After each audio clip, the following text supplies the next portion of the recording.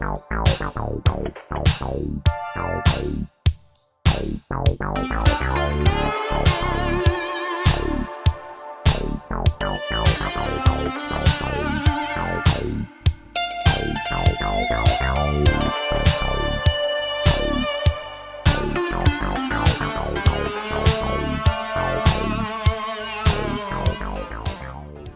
folks, it's packaged today, and we've got an extremely large and heavy one for us today.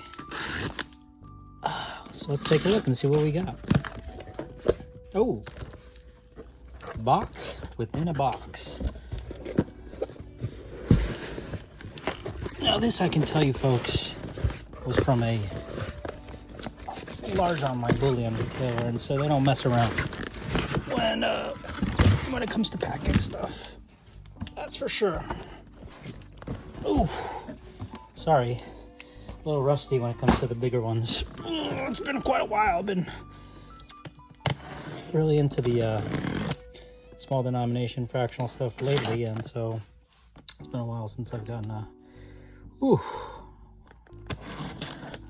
big one. Let's take a look and see what we got here. Oh, these look very familiar. I've got a nice stack of these boxes, and so this is something you've seen quite a few times here on my channel before.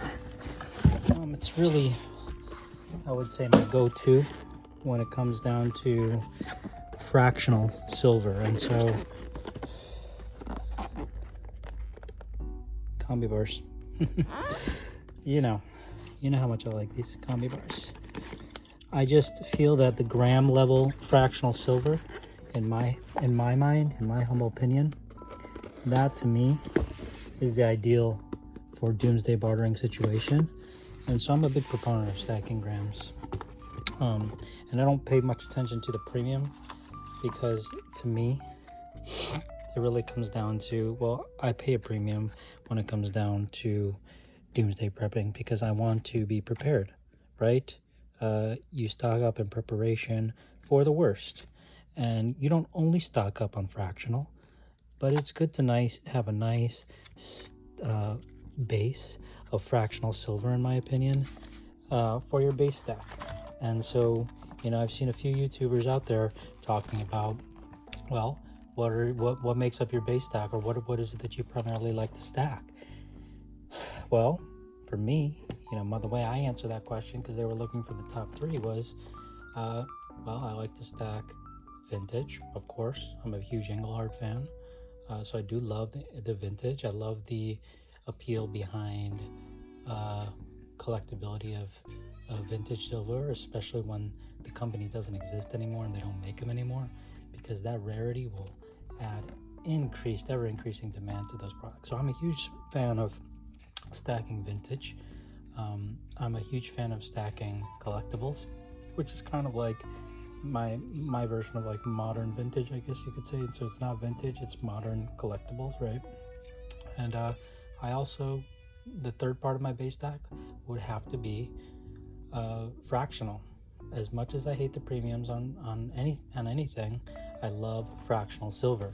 I love fractional metals, I should say. And when I started stacking, I was a huge proponent of generics. In fact, I pretty much only stacked bulk generic. I would be obsessed with stacking huge generic bars that were as close to spot as possible. And I see people kind of following that trend now. They're all trying to not necessarily stack large bars, but they're trying to get as close to spot as possible. And when they see something for 5 above spot, they just get scared away. And I've been paying up to $5 above spot since I started stacking, and I always pay about $3 to $5 above spot. So that's just normal. So you really need to not get so scared about that, because the fluctuations of silver and gold price are higher than those premiums. So it's just like, you really, somebody said in some video, you're really shooting yourself in the foot when you pay some close attention to premiums. And that's so true, right? Because there's people out there who pay ridiculous premiums for stuff that is actually collectible, right? And there's a lot of people who pay ridiculous premiums for novelty bullcrap, right? Including myself, right? I usually have a purpose when I'm buying novelty bullcrap, but a lot of people buy novelty bullcrap with the understanding, and they think that it's actually a collectible, that it would be desired by somebody, and they actually don't know. They might like it, and if they like it, then that's another story. But if they don't like it and they're just buying it because they think they'll be able to flip it, well, why don't you practice flipping, right? Why don't you practice selling that to somebody, and then you'll see how easy it is or isn't to sell. And regardless, any collectible, you have to be patient and you have to look long term when it comes to collectibles, because the way that collectibles work and they increase in value is there's somebody who wants that, they try to find it, or they may sweep that floor, and then that increases the floor price. And so you have to really put in the time and put in that sweat equity of waiting to see the returns on your collectibles. Otherwise, and you have to be long on metals in the first place to even have the guts to do something like that, to wait it out that long, probably in the first place. So unless you're willing to take that ride, then you should maybe try to stick to generics and maybe even paper stocks. So that's kind of a rant. I didn't intend to go on this big of a rant, but that's just kind of my mindset, and that's how I think. And so yeah, hope you enjoyed this unboxing. I'm going to keep this one boxed up and nicely secured because you kind of already know what all this is. 25 and 25. So we picked up a nice 50 combi bars, so that's, 50 times 100 grams. Lots of grams, 5,000 grams. That should be perfect for bartering situations, doomsday situations.